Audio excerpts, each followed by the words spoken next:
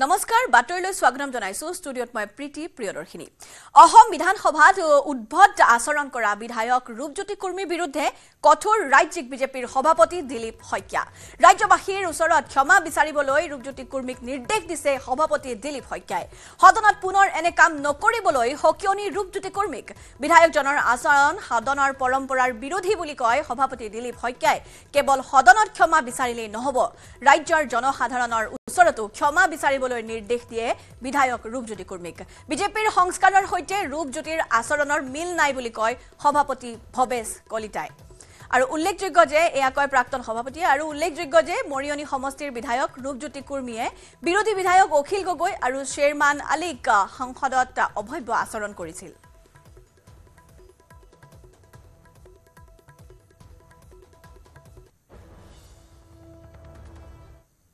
কথা হৈছে এটোটো স্পষ্ট কথা আৰু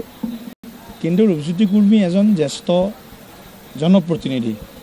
চাৰিবাৰকৈ তেওঁ বিধায়ক হৈছে যেতিয়া এজন বক্তাই বক্তব্য দি থাকে মই সংসদ পৰিচালনা কৰোঁ সেই বক্তাজনৰ বক্তব্য দি থাকোঁতে বাকীসকলে শুনাৰ এটা পৰম্পৰা আছে সেই পৰম্পৰাটো কিন্তু কালি ভংগ হৈছিল কিন্তু ৰূপজ্যোতি ডাঙৰীয়াই কুৰ্মী ডাঙৰীয়াই যিখিনি আসনৰ পৰা যিটো মানে উঠি চোচা মাৰি গৈছে সেইটো জনসাধাৰণে ভাল পোৱা নাই আৰু ভাৰতীয় জনতা পাৰ্টিৰ সংস্কাৰতো এইটো নাই গতিকে ৰূপজ্যোতি কুৰ্মী ডাঙৰীয়াক আমি এখন পত্ৰ প্ৰেৰণ কৰিছোঁ আজি কিছু সময় আগত তেখেতে তাৰ বিষয়টো যাতে গভীৰভাৱে লয় ভৱিষ্যতৰ দিনত যাতে এনেকুৱা আচৰণ অসমৰ ৰাইজে দেখিবলৈ নাপায় এই আচৰণ তেওঁ ইতিমধ্যে ক্ষমা বিচাৰিছে মই ভাবোঁ তেওঁ আগন্তুক দিনত অসমৰ ৰাইজকো এবাৰ ক্ষমা বিচাৰিব আৰু আগন্তুক দিনত যদি এনেকুৱা ধৰণৰ ঘটনাৰ মানে যাতে আৰু মানে আগত তেনেকুৱা কৰ্ম তেওঁ নকৰে তাৰ বাবে তেখেতলৈ আমি আহ্বান জনাইছোঁ বিধায়ক ৰূপজ্যোতিৰ আচৰণ সন্দৰ্ভত প্ৰতিক্ৰিয়া মন্ত্ৰী কেশৱ মহন্তৰ এই ক্ষেত্ৰত অধ্যক্ষই বিহিত ব্যৱস্থা ল'ব বুলি কয় মন্ত্ৰী কেশৱ মহন্তই দবকাত এক প্ৰকল্প উদ্বোধন কৰিবলৈ যোৱা মন্ত্ৰীগৰাকীয়ে বিধায়ক ৰূপজ্যোতি কুৰ্মীৰ বিধানসভাত কৰা আচৰণৰ বিৰোধিতা কৰে বিধানসভাৰ ভিতৰৰ যিটো কথা এইখিনি সকলো নিয়ন্ত্ৰণ আমাৰ মানে মাননীয় অধ্যক্ষ মহোদয় সেই কথাটো মই বাহিৰত ব্যক্ত কৰা উচিত নহ'ব ইয়াৰ ক্ষেত্ৰত গোটেই কথাখিনি অধ্যক্ষ মহোদয়ে যেতিয়া লাগে সিদ্ধান্ত দিব লাগিব আৰু কালি সিদ্ধান্ত দিছে তেওঁ ক্ষমা কৰিছে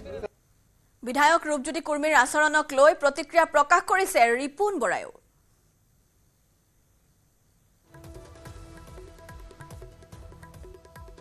গণতন্ত্ৰৰ ইতিহাসত কালি যিটো বিজেপিৰ MLA ৰূপজ্যোতি কুৰ্মীয়ে পবিত্ৰ সদনত যিটো আচৰণ কৰিলে এগৰাকী সহকৰ্মী বিধায়ক অখিল গগৈক তেওঁ মাৰিবৰ কাৰণে যি বিধানসভাৰ ভিতৰত খেদি গ'ল এই ঘটনাটোৱে গোটেই আমাৰ এটা নজিৰবিহীন ঘটনা হৈছে ইতিহাসত এনেকুৱা নাই তেওঁ বিজেপি দলে বিজেপিৰ বিধায়কজনে কালি গণতন্ত্ৰ কলংকিত কৰিছে আমাৰ পবিত্ৰ সদন কলংকিত কৰিছে সংবিধান কলংকিত কৰিছে যিকোনো বিৰোধী দলৰ বিধায়কে অকণমান কিবা এটা কৰিলেই তেওঁক সদনৰ পৰা বহিষ্কাৰ কৰে কিন্তু কালি উপাধ্যক্ষ আছিলে অধ্যক্ষই হওক বা উপাধ্যক্ষই হওক তেওঁৰ ওপৰত তেওঁক সদনৰ পৰা বহিষ্কাৰ কৰা বা তেওঁক ক্ষমা খুজিবলৈ কোৱা তেনেকুৱা ধৰণৰ কোনো এটা ব্যৱস্থা নকৰিলে বিজেপিৰ যি ৰাজ্যিক সভাপতি বিজেপিৰ দলেও ইয়াক কোনো গৰিহণা নিদিলে গতিকে প্ৰকাৰান্তৰে বিজেপি দলে ইয়াক সমৰ্থন কৰিছে নিশ্চয়কৈ ৰাজ্যিক বিজেপিৰ সভাপতি তথা দৰং ওদালগুৰি লোকসভা সমষ্টিৰ সাংসদ দিলীপ শইকীয়া মঙলে উপস্থিত হৈছে আমি দিলীপ শইকীয়াৰ সৈতে কথা পাতিবলৈ চেষ্টা কৰিম যিহেতু ৰাইজৰ যি তোলপাল লাগিছে সমগ্ৰ যি ৰূপজ্যোতি কুৰ্মীৰ ঘটনাক লৈ নিশ্চিতভাৱে কোনো ৰাজনৈতিক দলৰ বিধায়ক বা সাংসদৰ ক্ষেত্ৰত এনেধৰণৰ আচৰণ শোভা নাপায় আৰু ৰূপজ্যোতি কুৰ্মীৰ যোৱা 21 তাৰিখৰ বিধানসভাত যি আচৰণ এই আচৰণটো অসমৰ ৰাইজে বেয়া পাইছে প্ৰথম কথা আৰু বেয়া পোৱা কাম কোনো প্ৰতিনিধি জনপ্ৰতিনিধি বা কোনো দলৰ কাৰ্যকৰ্তাই কৰিব নালাগে গতিকে মই ভাবোঁ যে ৰূপজ্যোতি কুৰ্মী ডাঙৰীয়াই তেখেতে কৰা কামৰ অনুশোচনা নিশ্চয় কৰিব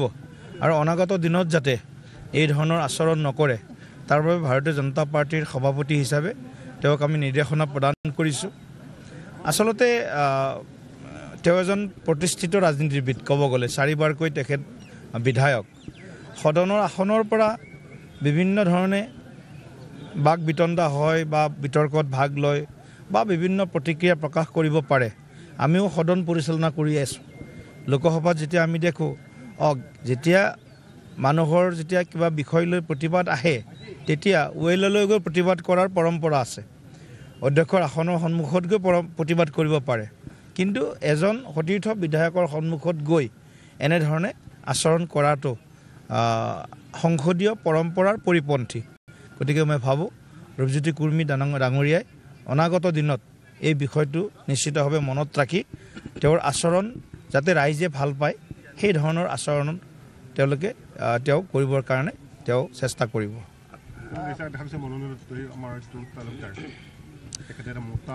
আচলতে মানে গোটেই বাওপন্থী যিটো বিচাৰ সেই বাওপন্থী বিচাৰৰ ওপৰত এটা ডাঙৰ প্ৰচণ্ড আঘাত আচলতে মনোৰঞ্জন তালুকদাৰ কেৱল এজন মানে বিধায়কেই নহয় তেওঁ এজন জনপ্ৰতিনিধি আৰু বাওপন্থী চিন্তাৰ তেওঁ এজন মানে বাহক যেতিয়া বাওপন্থী চিন্তাৰ বাহকে যেতিয়া টেলিফোন যোগে হেভি মাল বিচাৰে গতিকে ইয়াতকৈ আৰু দুৰ্ভাগ্যৰ কথা একো হ'ব নোৱাৰে আমি ইয়াক তীব্ৰ নিন্দা কৰিছোঁ মই ভাবোঁ অসম বিধানসভাত তেওঁৰ বিৰুদ্ধে ভৰ্ৎসনা প্ৰস্তাৱ আহিব লাগে কাৰণ এই ধৰণৰ দুৰ্নীতি বিৰোধী যিটো আমাৰ অৱস্থান শূন্য সহনশীলতা দুৰ্নীতিৰ বিৰুদ্ধে সেই ক্ষেত্ৰত বাওপন্থীসকলে কয় এটা আৰু কৰে এটা যেন অনুমান হৈছে গতিকে কাঠনি আৰু কৰনি মে ফাৰাক সাফ সাফ দিখাই দে ৰহা है इसलिए সেইকাৰণে মনোৰঞ্জন তালুকদাৰ ডাঙৰীয়াই তেখেতে কৈছে এইটো মোৰ ভইচ নহয় তেখেতে বিধানসভাৰ অধ্যক্ষৰ হাতত মানে আমাৰ ফৰেনচিক লেবৰেটৰীত বিধানসভাৰ অধ্যক্ষ প্ৰেৰণ কৰক গোটেই বিষয়টো দুধ কা দুধ পানী কা পানী হৈ যাব আৰু যদি তেওঁ ভইচ হয় নিশ্চিতভাৱে তেওঁৰ বিৰুদ্ধে এটা যিটো সদনৰ পৰম্পৰা আছে সেই পৰম্পৰা অনুসৰি তেওঁৰ বিৰুদ্ধে কাৰ্যব্যৱস্থা গ্ৰহণ কৰিব লাগে বুলি মই বিধানসভাৰ অধ্যক্ষ ডাঙৰীয়াক মই আহ্বান জনাইছোঁ ৰক্ষকেই ভক্ষক উৎকোচ লৈ গ্ৰেপ্তাৰ লখিমপুৰৰ পানীগাঁও থানাৰ 3 আৰক্ষী আৰক্ষীৰ জালত পৰিল কনিষ্টেবল হিৰণ্য কুমাৰ পাটগিৰি গৃহৰক্ষী দিলীপ কলিতা আৰু দীপক মিলি পূৰ্বে ওসি সত্যজিৎ বৰাক কৰিছিল ৰিজাৰ্ভ ক্লোজ কৰিছিল এসআই ক্ষীৰোদ শইকীয়াকো এজন লোকৰ পৰা 21000 টকা লোৱাৰ অভিযোগত গ্ৰেপ্তাৰ কৰে 3 আৰক্ষীক 21000 টকা লৈছিল এজন লোকৰ পৰা যিকোনো মুহূৰ্তত ওসি সত্যজিৎ বৰাক গ্ৰেপ্তাৰ কৰাৰো সম্ভাৱনা আছে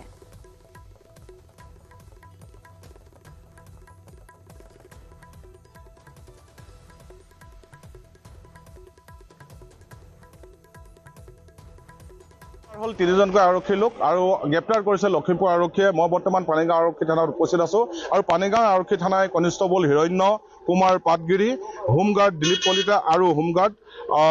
দীপক মিলিক ইতিমধ্যে গ্ৰেপ্তাৰ কৰিছে গ্ৰেপ্তাৰ কৰি খুব কমতে সময়ৰ পিছতে ইয়াৰ পৰা হয়তো থানাৰ পৰা লৈ যাব প্ৰথমতে তেওঁলোকক মেডিকেল স্বাস্থ্য পৰীক্ষা কৰিব আৰু তাৰপিছত আদালতত হয়তো হাজিৰ কৰিব এটা ডাঙৰ কথা যে উৎকোচ লৈ আৰক্ষী গ্ৰেপ্তাৰ হৈছে আৰক্ষীৰ হাততে লখিমপুৰ জিলাৰ পানীগাঁও আৰক্ষী চকীৰ দৃশ্য মই দেখুৱাই থাকিবলৈ যত্ন কৰিছোঁ আৰু এইখন থানাতে এজন লোকৰ পৰা 21000 টকা লোৱাৰ অভিযোগ আছে 3জনৰ বিৰুদ্ধে আৰু ইয়াৰ সমানে সেইটো সময়ৰ সত্যজিৎ বৰা পানীগাঁও আৰক্ষী থানাৰ ওসি সত্যজিৎ বৰা আৰু উপ পৰিদৰ্শক ক্ষীৰোদ শইকীয়াৰ বিৰুদ্ধেও অভিযোগ উত্থাপন হৈছিলে এজন সাধাৰণ লোকে অভিযোগ উত্থাপন কৰিছিলে যে তেওঁ প্ৰথমতে 50000 টকা দাবী কৰিছিল আৰু 50000 টকা দিব নোৱাৰাৰ পিছতে তেওঁ চোৰাং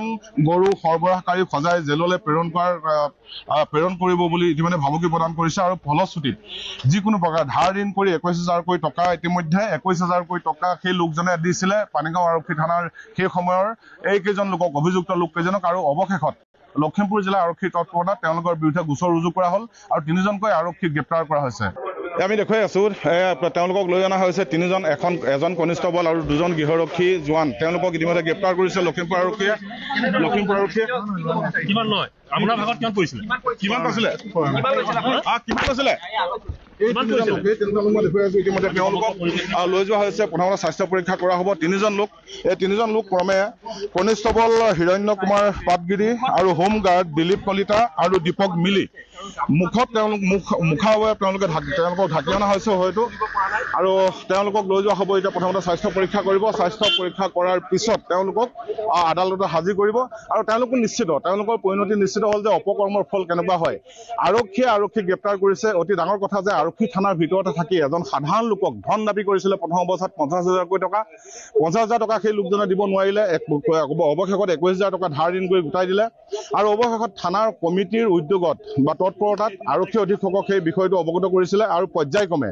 আজি তিনিজনক গ্ৰেপ্তাৰ কৰা হ'ল আৰু ইয়াৰ পূৰ্বে এই পানীগাঁও থানাতে সেই তেতিয়া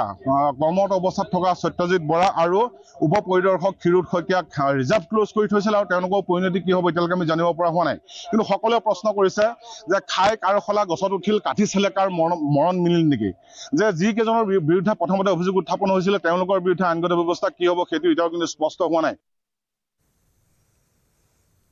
নিখাৰ মহানগৰীত চলন্ত বাহনৰ ওপৰত উঠি উদ্ভণ্ডালি কৰা 3 যুৱকক আটক কৰিছে আৰক্ষীয়ে লগতে জব্দ কৰিছে বাহনখন ধৃত 3 যুৱক ৰাজ মালাকাৰ কাব্য পল্লৱ আৰু ফাৰহিদ হুছেইন চৌধুৰী বৃহস্পতিবাৰে নিশা জয়ানগৰৰ কেন্দ্ৰীয় বিদ্যালয়ৰ সন্মুখত ৰাজপথত 3 যুৱকে কৰিছিল উদ্ভণ্ডালি চলন্ত বাহনৰ ওপৰত উঠি সিগাৰেট সেৱন কৰি ফটো পোষ্ট দিছিল ফাৰদিন হুছেইন চৌধুৰীয়ে গাড়ীৰ দৰ্জা খুলি থিয় হৈ ষ্টাণ্ট দিছিল কাব্য পল্লৱে ইপিনে গাড়ীখনৰ চালকৰ আসনত আছিল ৰাজ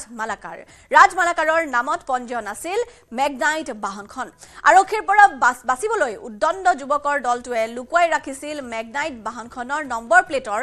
শেষৰটো নম্বৰ ইপিনে নিজৰ লগতে আনৰ জীৱনৰ লগত হেতালি খেলা যুৱকৰ এনে কাণ্ডৰ ভিডিঅ' ভাইৰেল হোৱাৰ পিছতে তৎপৰ হৈছে যান-বাহন আৰক্ষী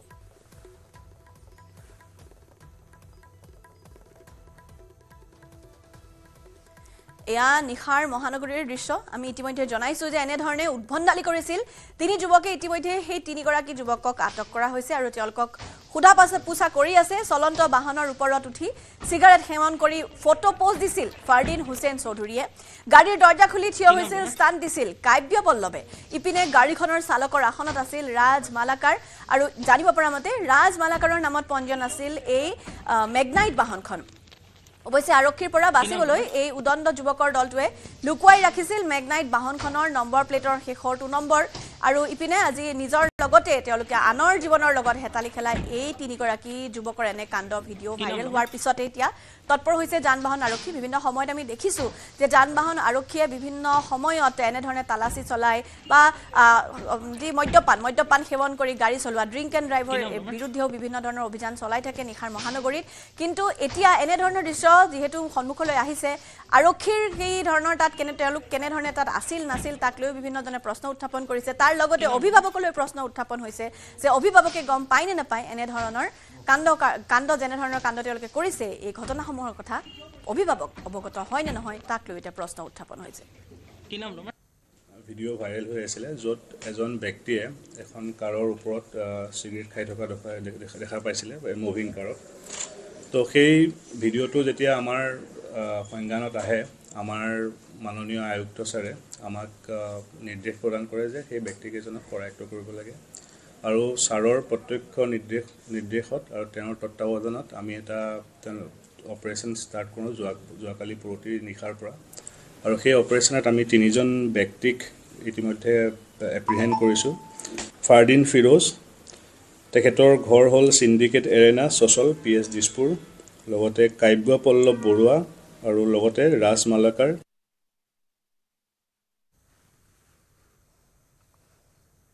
ৰাষ্ট্ৰীয় ঘাইপথত দপদপকৈ জ্বলি উঠিল বাহন আৰু চলন্ত অৱস্থাত জ্বলি উঠিল বাহনখন লালমাটিত জ্বলি উঠিল চলন্ত বাহন খানাপাৰাৰ অভিমুখে আছিল এই বাহনখন জ্বলন্ত বাহনখনৰ নম্বৰ হৈছে ML08K6882 ৰাজপথতে জ্বলি উঠিল এখন বাহন আমি ইতিমধ্যে জনাইছো যে ৰাষ্ট্ৰীয় ঘাইপথত দপদপকৈ জ্বলি উঠিল এখন বাহন চলন্ত অৱস্থাতে এনে ধৰণে জ্বলিল এই বাহনখন লাল মাটিত জ্বলি উঠিল চলন্ত বাহনখন আৰু খানাপাৰা অভিমুখে আছিল এই বাহনখন খানাপাৰালৈ গৈ আছিল এই বাহনখন জ্বলন্ত বাহনখনৰ নম্বৰ আমি আপোনালোকক জনাইছো ML08K6882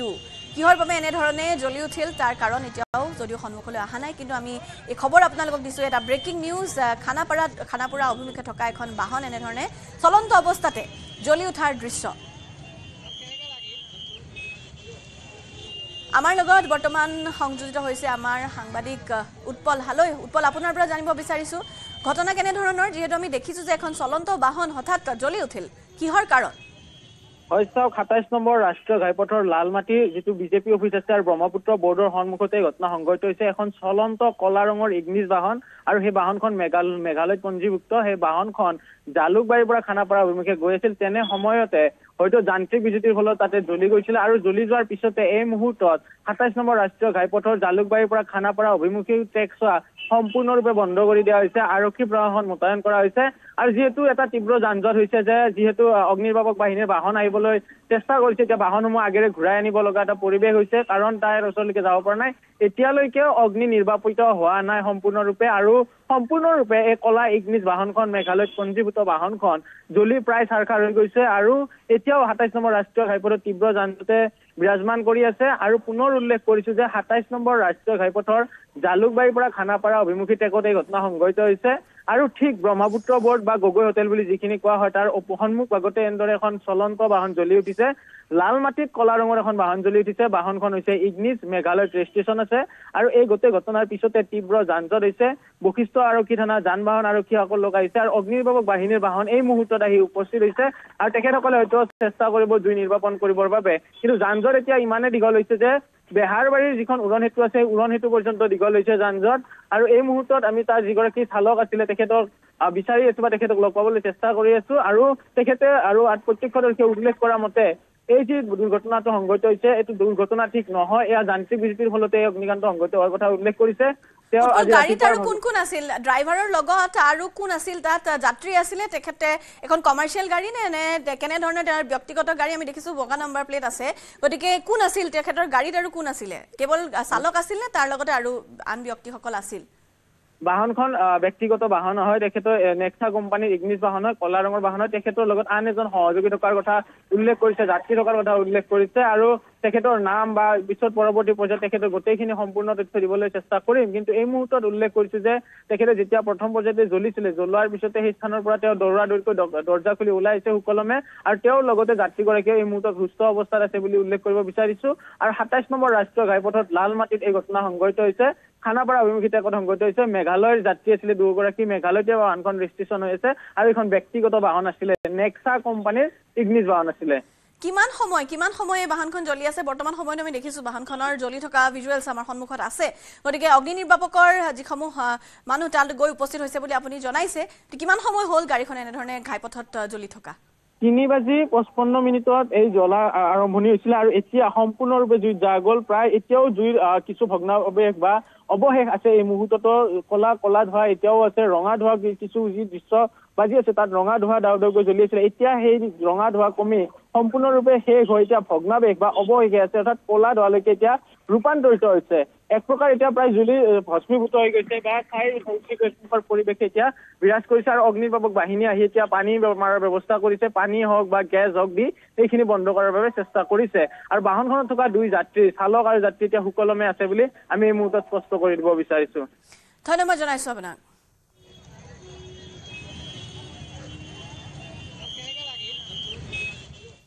আৰু এইখিনিতে আন এটা গুৰুত্বপূৰ্ণ বাতৰি উচ্চতৰ মাধ্যমিক প্ৰথম বৰ্ষৰ গণিতৰ প্ৰশ্নকাকত ফাদিলক লৈ হাইলাকান্দি আৰক্ষীৰ অভিযান হাইলাকান্দি সায়েন্স সিনিয়ৰ সেকেন্ডাৰী বিদ্যালয়ত আৰক্ষীৰ অভিযান হাইলাকান্দি চহৰৰ প্ৰজেক্ট ৰোডত আছে বিদ্যালয়খনত কোনো শিক্ষক কৰ্মচাৰী নথকাৰ বাবে তলা উলমাই দিয়া আৰক্ষীয়ে লগতে বিদ্যালয়ৰ পৰা এখন বাইক জব্দ কৰে আৰক্ষীয়ে উল্লেখ্য যে প্ৰশ্নকাকত ফাদিল কাণ্ডৰ ৰাজ্যৰ ১৫খন আৰু বিদ্যালয়ৰ মাজত হাইলাকান্দিৰ এই বিদ্যালয়ত থকাৰ অভিযান চলাই আৰক্ষীয়ে আমাৰ লগত বৰ্তমান ফোন লাইনত আছে ৰাহুল চক্ৰৱৰ্তী হাইলাকান্দিৰ পৰা আমি আপোনাৰ পৰা জানিব বিচাৰিছো এখন বিদ্যালয়ত অভিযান চলাই আছে সবিশেষ আপোনাৰ পৰা জানিম হয় প্ৰীতি যোৱাকালি অৰ্থাৎ ২১ তাৰিখ আবেলি ভাগত উচ্চতৰ মাধ্যমিক প্ৰথম বৰ্ষৰ গণিত বিষয়ৰ পৰীক্ষা হোৱাৰ কথা আছিলে, কিন্তু যোৱা 20 তাৰিখ ৰাতি শিক্ষামন্ত্ৰীয়ে এটা টুইট যোগে ঘোষণা দিছিলে যে অনিবাৰ্য কাৰণবশতঃ এই পৰীক্ষাখন বাতিল কৰা হৈছে বা পিছুৱাই দিয়া হৈছে। ইয়াৰ পিছত লাহে লাহে ঘটনাবোৰ পোহৰলৈ আহে আৰু আমাৰ হাতত যি তথ্য আহি পৰিছে, ৰাজ্যৰ 10খন জিলাৰ মুঠ 15টা বিদ্যালয়ৰ পৰা এই যি প্ৰশ্ন কাকত ফাদিল হৈছে বুলি তথ্য আহি পৰিছে আৰু যাৰ ভিতৰত বৰাক উপত্যকা 3খন বিদ্যালয় আছে, কাছাৰ জিলাৰ 2খন আৰু হাইলাকান্দি জিলাৰ 1খন, লগতে বৰপেটা জিলাৰ 1টা, বজালিৰ 1টা, ধেমাজি জিলাৰ 3খন, কামৰূপ মেট্ৰৰ 1টা বিদ্যালয়, লক্ষীপুৰৰ 1টা, মাজুলীৰ 1টা বিদ্যালয়, নগাঁৱৰ 3টা আৰু নলবাৰীৰ 1টা বিদ্যালয় আছে বুলি আমাৰ হাতত তথ্য আহি পৰিছে। আৰু ইতিমধ্যে হাইলাকান্দি আৰক্ষীয়ে এই বিষয়ে তদন্ত আৰম্ভ কৰিছে আৰু হাইলাকান্দিৰ যি জুনিয়ৰ ছায়েন্স ছেকেণ্ডাৰী স্কুল আছে, এই বিদ্যালয়খনত অভিযান চলাইছে আৰু এই বিদ্যালয়ৰ যিগৰাকী প্ৰিন্সিপাল আবুল হুছেইন বৰবৰীয়া, তেওঁক কৰায়ত্ব কৰাৰ বাবে আৰক্ষী ইতিমধ্যে অভিযান চলাইছে, কিন্তু তেওঁ বিদ্যালয়ত নথকাৰ বাবে বা অন্য আন কোনো বিদ্যালয়ৰ অশিক্ষক কৰ্মচাৰী বিদ্যালয়খনত নাছিলে, যাৰ বাবে আৰক্ষীয়ে এই বিদ্যালয়খন ইতিমধ্যে তলা ওলমাই আহিছে। পৰৱৰ্তী সময়ত এই বিদ্যালয়খনৰ যিগৰাকী প্ৰিন্সিপাল অধ্যক্ষৰ কথা ক'লে, তেখেতক কৰায়ত্ব কৰাৰো সম্ভাৱনা আছে নিশ্চয়। হয় প্ৰীতি, তেওঁক কৰায়ত্ব কৰাৰ বাবে ইতিমধ্যে আৰক্ষী অভিযান আৰম্ভ কৰিছে। বৰ্তমানে তেওঁৰ যি বাসভৱন আছে হাইলাকান্দি জিলাত, তাতে আৰক্ষীয়ে অভিযান চলাই আছে প্ৰীতি। আৰু আজি যিহেতু বিদ্যালয়খনত তেওঁলোকে তলা ওলমাই আহিছে বুলি আপুনি ইতিমধ্যে উল্লেখ কৰিছে, বিদ্যালয়খনৰ পৰা এনে কিবা নথি পত্ৰ তেওঁলোকে জব্দ কৰিবলৈ সক্ষম হৈছে নেকি? কি তাৰ পৰা তেওঁলোকে জব্দ কৰিবলৈ সক্ষম হৈছে বা কি আজিৰ অভিযানত কি ওলাইছে? হয় প্ৰীতি, যেতিয়া আৰক্ষী হাইলাকান্দি বিদ্যালয়খনত উপস্থিত হৈছিল, তেতিয়া বিদ্যালয়খন বন্ধ অৱস্থাত আছিলে, তলা ওলোৱা আছিলে বিদ্যালয়খনত। সেইকাৰণে আৰক্ষী বিদ্যালয়খনৰ ভিতৰত প্ৰৱেশ কৰিব পৰা নাই আৰু কোনো নথি পত্ৰ জব্দ কৰিব পৰা নাই, কিন্তু আৰক্ষীয়ে এটা তলা লগাই বিদ্যালয়খনৰ দুৱাৰ বন্ধ কৰি আহিছে। ধন্যবাদ জনাইছো আপোনাক।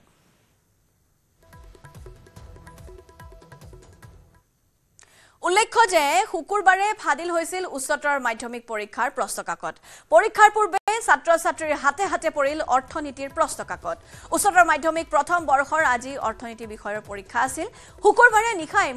মোবাইলে বিয়পি পৰে অৰ্থনীতিৰ প্ৰশ্নকাকত। প্ৰথম অৱস্থাত ভাইৰেল হোৱা প্ৰশ্নকাকতখন ভুৱা বুলি ভাবিছিল যদিও পৰীক্ষা অনুষ্ঠিত হোৱাৰ লগে লগে নিশ্চিত হয় যে ভাইৰেল হোৱা প্ৰশ্নকাকত ভুৱা নাছিল। আজিৰ প্ৰশ্নকাকতৰ সৈতে 100% মিল আছে ভাইৰেল হোৱা প্ৰশ্নকাকত। উল্লেখ্য যে ইয়াৰ পূৰ্বে নলবাৰীত উচ্চতৰ মাধ্যমিকৰ প্ৰথম বাৰ্ষিকৰ গণিত বিষয়ৰ প্ৰশ্নকাকত ভাইৰেল হৈছিল। একেদৰে উচ্চতৰ মাধ্যমিকৰ পৰিৱেশ বিজ্ঞান বিষয়ৰো প্ৰশ্নকাকত ভাইৰেল হোৱাৰ তথ্য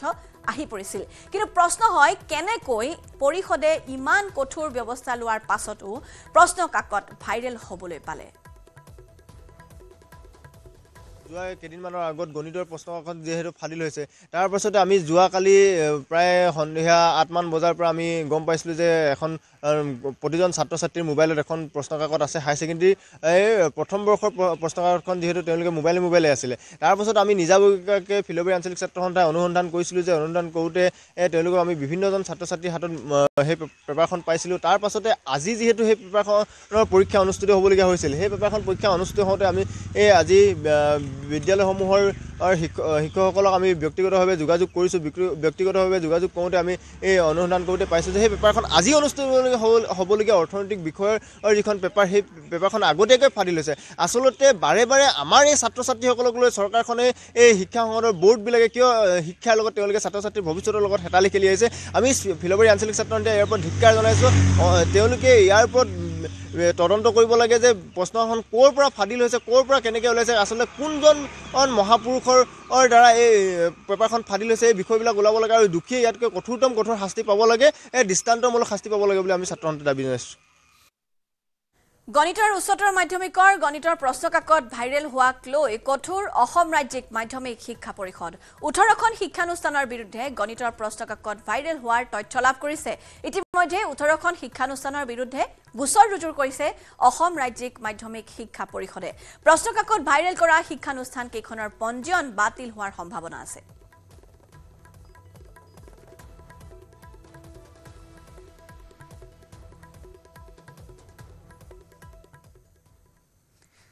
যোৰহাটত লেচিৰ গুণ্ডাগিৰি। KB ৰোডৰ কাষত বহা অস্থায়ী দোকানৰ পৰা দৈনিক ধন সংগ্ৰহ কৰি আহিছে লেচিয়ে। যোৰহাট পৌৰসভাৰ দুৰ্বলতাৰ সুযোগ লৈ লেচিয়ে সংগ্ৰহ কৰিছে ধন। পাণ তামোলৰ দোকানী পাচলি বেপাৰীৰ পৰা কুঁহিয়াৰ ৰস বিক্ৰেতা তথা চাহ পানী বিক্ৰী কৰা বেপাৰীৰ পৰা লেচিয়ে দৈনিক সংগ্ৰহ কৰে 30ৰ পৰা 50 টকাকৈ আনকি এই স্থানলৈ পানীৰ বটলকে ধৰি সামগ্ৰী কঢ়িয়াই অনা গাড়ীসমূহৰ পৰাও সংগ্ৰহ কৰা হয় ধন পৌৰসভাৰ নিজা কোনো বজাৰ নথকাকৈ বিভিন্ন নিয়ম বনাই যোৰহাটৰ বহু কেইটা পথৰ বজাৰৰ নামত লেচিক ধন সংগ্ৰহ কৰিবলৈ দিছে যোৰহাট পৌৰসভাই যাৰ ফলত পথৰ কাষতে থকা আসলে যিকোনো ধৰণৰ অস্থায়ী ব্যৱসায়ীৰ পৰা দৈনিক ধন সংগ্ৰহ কৰি আহিছে এই একাংশ লেচিয়ে জেল ৰোডৰ JMCHৰ সন্মুখত পুৱাৰে পৰা নিশালৈকে 3বাৰকৈ লেচিয়ে ধন সংগ্ৰহ কৰে